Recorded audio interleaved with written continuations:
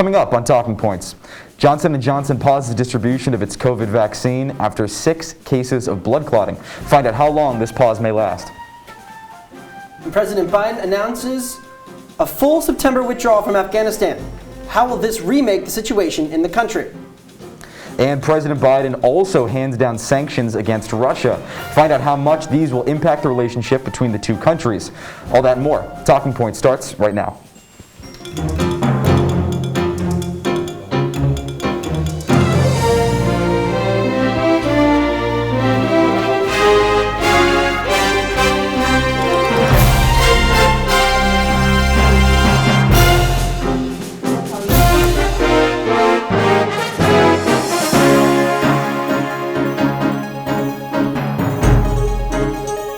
And the jury has begun deliberation to reach a verdict in the trial of former Minneapolis police officer Derek Chauvin. Welcome to Talking Points. I'm Michael Furnari. And I'm Anthony Dabbundo. Both the prosecution and the defense completed their closing arguments earlier today. The jury will be sequestered in a hotel until a decision is reached on the verdict. Could be days, it could be hours, we don't know. But it is important to highlight the differences between the charges here. There are 3 separate charges. There's the weakest or the lenient of the 3, which is the manslaughter charge, which they just have to prove negligence, faces 4 to 10 years in jail. Of course, then there's the 3rd-degree murder, which is kind of where this trial hinges. Can they get him on the reckless behavior? That serves a potentially up to 25 years in prison. And then the most stringent or harshest of the charges is 2nd-degree murder, which they need to show intent to commit felony. That could charge up more than 25 years in prison. That's right, Anthony. And so the prosecution and the defense both made their closing arguments here. It's important to try to consider what we're going to be looking at here and how the jury is going to make this decision. So the defense's case hinges on the idea that there were factors playing into George Floyd's death other than the Derek Chauvin's use of force. Now, that may not be enough to entirely make their case. So the thing here, what they're relying on is the toxicology report and the report that George Floyd's oxygen levels were not kind of below living levels when he died. That's what they're relying on. Now, the question here is whether or not the prosecution necessarily even needs that to reach a decision on something like a misdemeanor, or not the misdemeanor, the manslaughter charge. So what we're looking at there is all they have to prove is negligence. All they have to prove is that he did not lawfully use force in this case. That's going to go a long way towards making the prosecution's case for them. But we saw that the protesters and even the riots were caused, a lot of people weren't happy with just manslaughter. So it's going to be interesting to see how the reactions come if only manslaughter he's found guilty of and he's found not guilty of the 2 murder charges. Absolutely. And you know, Minneapolis School District, there's going to be virtual class Wednesday through Friday in anticipation of a potential verdict. So it seems like we may be headed towards some issues there in Minneapolis at the end of this week. And now Johnson & Johnson has paused its vaccine rollout after multiple cases of severe blood clotting. The vaccine is seen as the most viable of the 3 vaccines currently available in the United States because it only requires 1 shot and it can be stored at higher temperatures. I got the J&J myself, actually. The pause has the potential to upend trust in the vaccination process. Talking Points analyst Natalie Fahmy is here with more. So Natalie, let's start with kind of the process here in the U.S. How is this pause going to impact vaccine efforts nationwide? So while the Johnson & Johnson vaccine only does account for 10% of the vaccinations here in the U.S. so far, it really is going to slow down the process because, like you said, it only requires one dose, so it is quicker to get people fully vaccinated that way. But the White House coronavirus coordinator thinks that they will be able to pick up the slack with Pfizer and Moderna.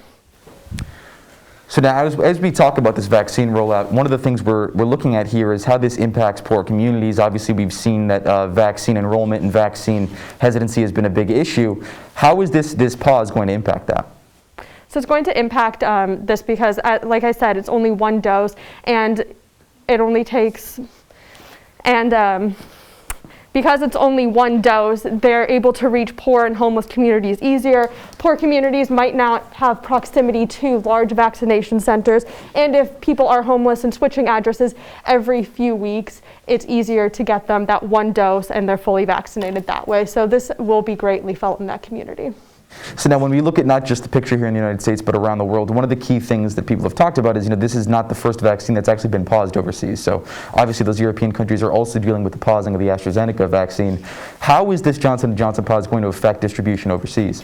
It is going to affect it quite a bit because a lot of those countries are relying on the vaccines like Johnson & Johnson and AstraZeneca because, again, they're only 1 dose and they can be stored at temperatures that don't have to have those special freezers that are very cold. So it's easier to A, ship them, and B, distribute them to their communities there, and that's something they're relying on. And if this pause continues, it's been about a week now, if it continues, it really could impact the distribution to those countries who haven't even begun their vaccination process yet. So one of the things that's sort of a luxury if you live in the United States or potentially if you live in Europe is that we have multiple vaccines available. So if one becomes paused, people still have access to Pfizer and Moderna. One of the issues we're seeing, to drill down specifically on one of the countries affected here, is South Africa. So the only available vaccine right now in South Africa is the Johnson & Johnson vaccine. How does that lack of availability affect decision making here? So already in South Africa, 40% of its residents have said that they do not plan on getting any type of vaccine because of this pause. Also, but the health commissioner is eager to get that vaccine going again. They said they're going to wait a few more days, but they are eager to get the vaccination rollout starting. But again, they only have that vaccine, and that's seen to be the most effective against their variant, which is a very strong variant. So unless they do produce their own and can prove that it's not going to have, not going to cause these blood clots or side effects, it's likely that the vaccine hesitancy will continue to increase in that country, majorly slowing down their vaccination process. Absolutely. When we look at this vaccine, it's one of the things that it's going to be a massive, massive issue. And there's been an announcement. It appears that Dr. Fauci is going to be saying that there's going to be some sort of reconsideration on the Johnson & Johnson vaccine later on this week. So we'll be monitoring that as we see it. And now, Anthony, we've got some news from Afghanistan. President Biden's got a new plan of action there. What can you tell us? That's right, Michael. President Biden is planning to withdraw the remaining few thousand U.S. troops from Afghanistan by September 11th, which is the 20th anniversary of the 9/11 attacks. Talking Points analyst Ericka Love is here to break down this major decision and what it means for Afghanistan and the United States. We've heard this before over the years. Why now? Why is Biden making the decision now? Well, President Biden has many different arguments as to why. Of course, the biggest one that it has been 20 years since the 9/11 attacks in New York. The biggest one has been that this war was never meant to be multi-generational. It was supposed to go in, get our goals, and that was it. However, we've stayed way longer than necessary, he believes, and this war also has been our costliest. It's cost us $2 trillion, 2,400 lives, and there's so much that we've gone in and achieved already that we can come back and be proud of. So when the United States went into Afghanistan the first time, it was a bipartisan support. It became a controversial vote for a lot of people. What are the partisan splits now, and what are both sides kind of saying and reacting to Biden's declaration? Well, it's kind of difficult. It's complicated. You have Republicans who believe that this is premature, that we're leaving way too early. Senator Lindsey Graham argued that we are canceling an insurance policy for a possible future 9/11. But then you have senators like Ted Cruz, who believes that we can leave and bring our troops back, but we can still protect American citizens without having a permanent military presence. So when we look at the post-U.S. involvement in Afghanistan world, if it does happen by September, as President Biden has said, what does that world look like? What is the influence of the U.S. not only in Afghanistan but the region? Well, that was one of the biggest arguments that Democrats have. They believe that if we pulled out, then we would lose all of the gains that we made with women's rights and different humanitarian efforts. But for right now, President Biden and senior administrators have said that we will leave some troops in to protect the U.S. Embassy, and that we will have a lot of efforts going towards humanitarian aid and any peace efforts between the Afghan government and the Taliban. Absolutely. Definitely a complicated issue and still in the news, at least for now, and will be going forward. Coming up after the break, reopening efforts ramp up across the country. Does this mean the pandemic may finally be behind us? Stay with us.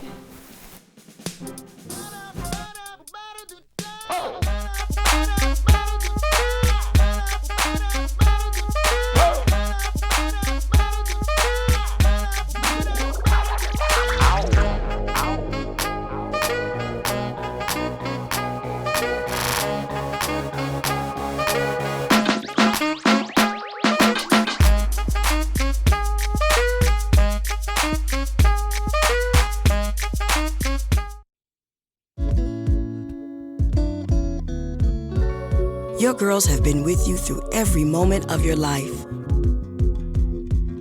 They were with you when you felt unbreakable. With you that time you felt most alone. And with you when you realized you would never be. They were with you when you shared your love with the world. And with you when she became your world. Your girls have never left you. They're still with you right now. But How well do you know them? You don't know my Knowing your breasts can save your life. you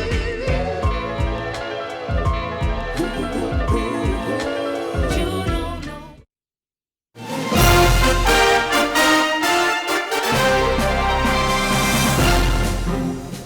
Welcome back to Talking Points. President Biden wants the country to return to a semblance of normalcy by the 4th of July, but without a national reopening plan outside of the president's stated goals, state governments have taken matters into their own hands. Talking Points analyst Manny Martinez joins us now to provide more details on the national reopening effort. So Manny, what we've seen over these last couple months is that states are really going on their own timelines. Instead of one united one, we really have 50 separate timelines.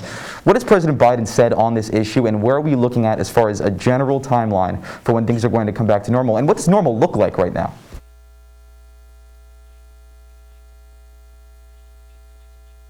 Vivek Murthy points out the pandemic is still not quite over.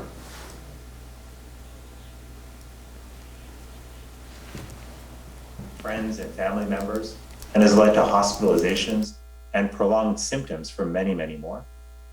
We all want the same thing, which is to turn this pandemic around and protect ourselves and our loved ones. And to that end, our best path forward remains getting vaccinated and continuing to take the prevention measures that we know work.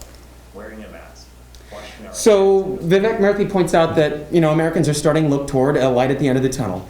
And President Biden wants American life to return to normal by the 4th of July, but there's no definition out there anywhere as to what normalcy is. What will it look like? It's the fact that Americans want to put a date on it, and right now it just doesn't seem like that is exactly possible. But there's also fatigue that might be starting to set in as well, especially among people who have already gotten their vaccines. And they might be feeling more free and ready to do more things, but perhaps they don't know as to when that might open up. So it doesn't help at all that the Johnson & Johnson vaccine has been put on pause either. So it says that it's been piecemeal together, 50 states, 50 different plans, and no real national organization. So Manny, quickly, let's take a look at New York State. Let's bring it back here. So there's obviously been up and down restrictions throughout the pandemic. I believe the regulations for bars are going to be changing this week. What regulations are in place here in New York, and how are those going to change in the future? So obviously we still have our mask mandate. That's not going to change for a while here in this state. But restrictions did start to ease last month in terms of outdoor gatherings. And also quarantine requirement went away April 10th for out-of-state travelers. So that's something. But tonight, starting tonight, restaurants and bars, they had a curfew up until last night. That was 11 o'clock each night. That is now midnight. And Governor Cuomo has just been more conservative in terms of his handling of restrictions and COVID restrictions and lifting them.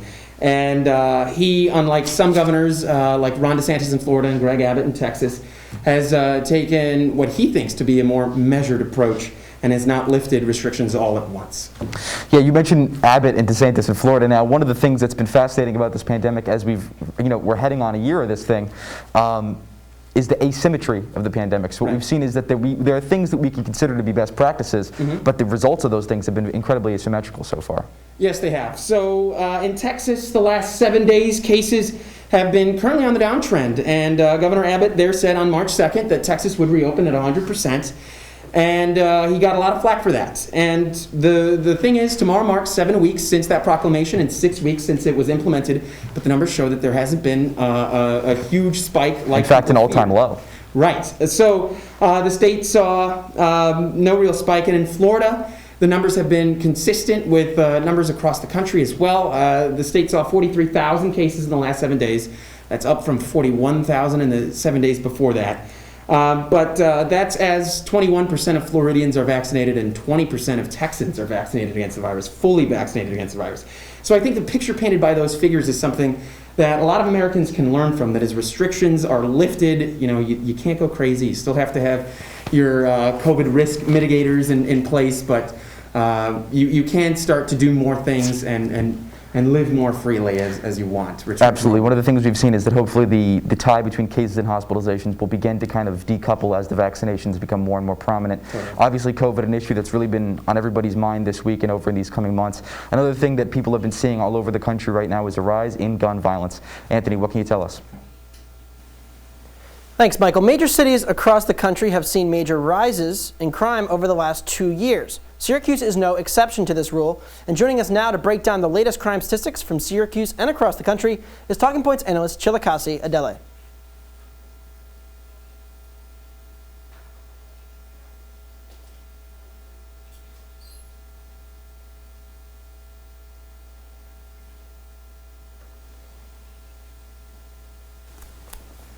Dior Harris. Dior Harris.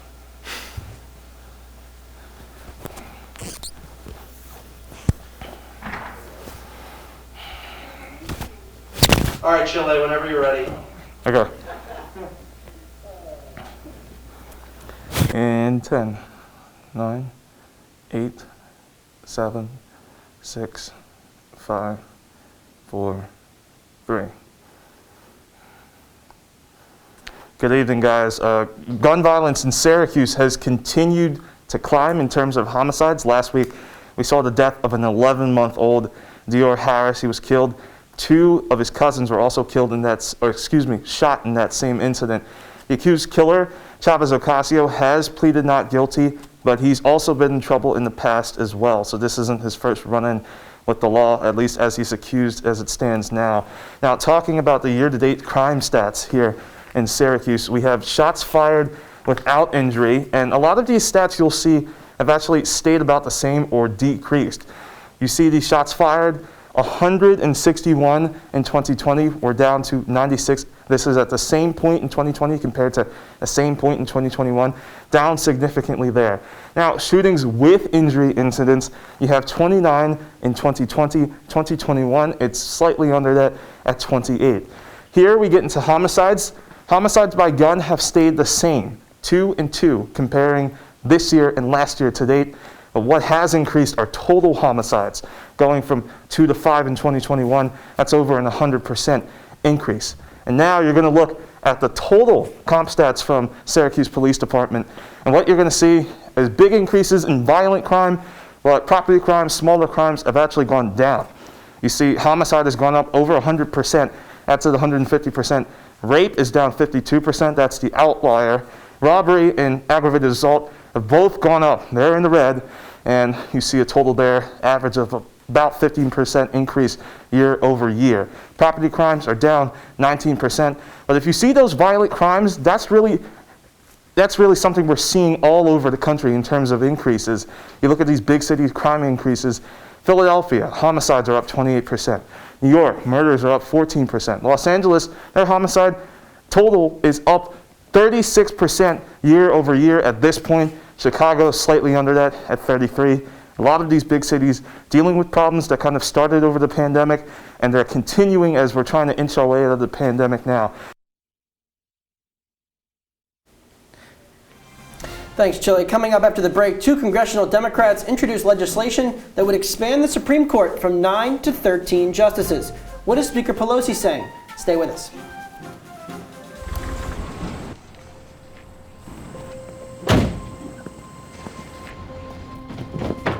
Dad, they took over my bedroom. Come on, come on. Okay, Dad. 1, 2, 3.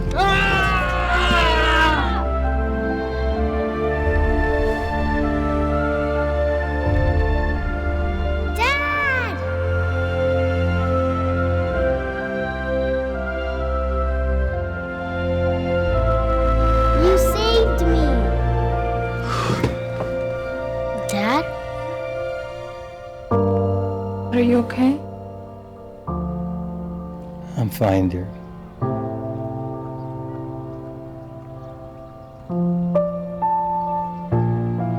Your hero needs you now, and AARP is here to help. Find the care guides you need at aarp.org/caregiving.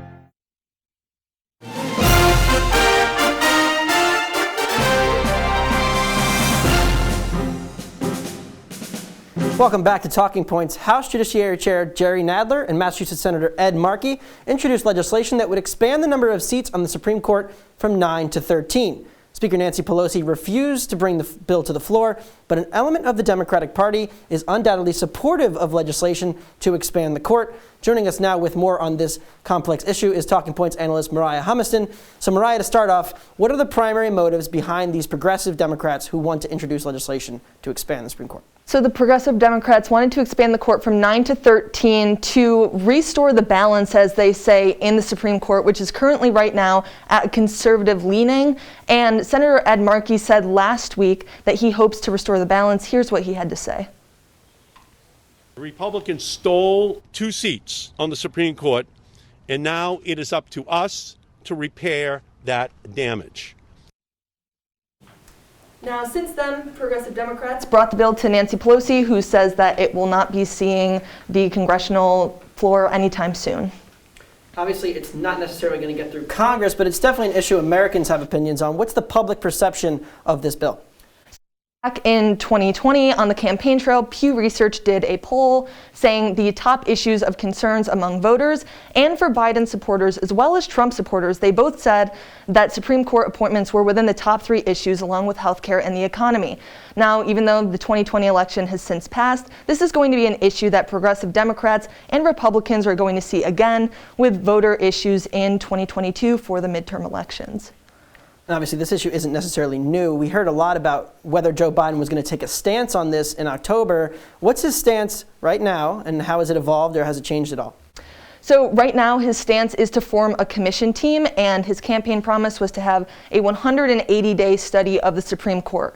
So what this commission team is made up of are 36 bipartisan members from different legislations, and what they are going to do is look at the history of the Supreme Court, when it has changed in the past, and specifically take a look at the consequences that could happen if they decided to expand the court. So for now, after those 180 days, they can come back and it can go to Congress for a future debate. So it's probably not happening in this congressional approval. There might be an increase in Supreme Court justices coming too, but Michael has more on a decrease in a major global semiconductor. That's right, Anthony. There's a major shortage in global semiconductors. Now, those are the parts used to build computer software. As demand for electronics continues to increase, this shortage could potentially be a major economic problem. Here with more is Talking Points analyst Spencer Kweskin. Thanks, guys. A global shortage is affecting every electronics industry. The shortage is with semiconductors, which are silicon chips that allow electronics like your car, your phone, and your television to function properly. They contain millions of transistors, which form the basis of computer code. If electricity flows through a transistor, then that is registered as a 1. If there is no electricity, then that is registered as a 0. Every piece of computer software is made using these 1s and 0s. So, what's happening with the chips now? Back in March, when the COVID-19 pandemic first hit, semiconductor factories around the world were shut down. As time progressed, these factories reopened and are now operating at full capacity. However, while these factories are back online, demand for electronics has risen dramatically during the pandemic. Lower production and higher demand created the conditions needed for a global semiconductor shortage. C.C. Wei, president and CEO of Taiwan Semiconductor Manufacturing, one of the largest producers of semiconductor chips, has stated, "The shortage will continue throughout this year and may be extended into 2022 also." To help accelerate the production of chips to end the shortage, Senators Mark Warner of Virginia and John Cornyn of Texas, along with Representatives Doris Matsui of California and Michael McCall of Texas, have introduced the bipartisan Chips for America Act, which provides an income tax credit for semiconductor manufacturing investment through 2026. President Biden seems to support the bill, stating, "We're investing aggressively in areas like semiconductors and batteries. That's what they're doing and others. So must we. We are seeking a significant investment in this piece of legislation." The proposed bipartisan relief fund would grant semiconductor manufacturers $37 billion to ease the shortage. Spencer Kweskin, back to you guys. And coming up after the break, President Biden's sanctions on Russia. Will these have a real impact, or are they symbolic? Stay with us. I see you mobbing over her. Let's go. Let's mob. Let's crawl. let's crawl. Let's crawl. Hey, yo, we mobbing. Come on, girl. Let's crawl. Hey, yo, let's crawl. Boom. Hey, yo, let's crawl. Boom. Hey, let's crawl. Hey, yo, let's crawl. Boom.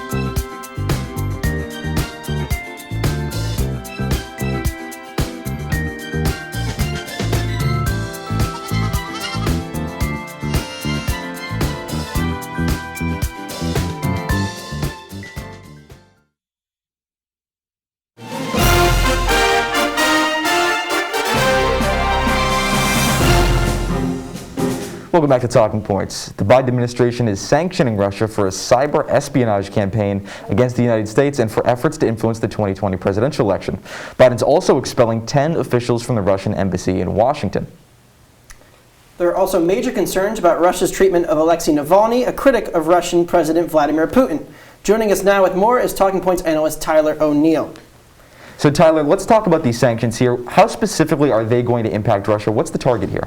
So the package includes sanctions against all Russian debt that comes after that was issued after June 14th, which means that all U.S. banks cannot invest directly in the Russian central bank or any other government bank affiliated with Russia. Now, this is going to create complications for Russia because they're going to have a hard time investing in the international economy. Will these sanctions actually prevent further interference, or is Russia still going to do it at once? Well, actually, most economists are saying that these sanctions are purely symbolic. They're saying that since these sanctions only target debt, that they're not really going to have an impact on Russians investing in the secondary market. In fact, many Russian officials said that they can just invest in that secondary market by using something like an intermediary. However, if these sanctions seem to not be effective, Biden can always put in more sanctions. So now when we talk about diplomatic sanctions, one of the things that people make a note of is that typically the willingness to enforce sanctions is what kind of indicates a general posture of the administration when relating to the country. We saw that with Iran in recent years. So what does that say about any potential tensions between the U.S. and Russia going forward here? It looks like Biden is trying to de-escalate the situation between the U.S. and Russia. In fact, on Thursday, he said that he was trying to create a better dialogue between the U.S. and Russia. The way forward is through thoughtful dialogue and diplomatic process. The U.S. is prepared to continue constructively to move toward that process. Like Biden said, that will be he's going to try to create better dialogue, and he will put more restrictions if necessary. Tyler O'Neill, thank you very much. And now, just wrapping up here to cover some of the breaking news we saw earlier today about the Chauvin trial. That's obviously going to be an issue we're going to be keeping a look at. Talking Points is going to have further coverage next week of the Derek Chauvin trial. By that time, we expect a verdict may be reached. And that is all the time we have on this edition of Talking Points. Be sure to like us on Facebook and follow us on Twitter and Instagram. That's at CitrusTV News. I'm Michael Furnari. And I'm Anthony Dabbundo. Have a great night, Syracuse, and tune in next Monday night at 6 p.m.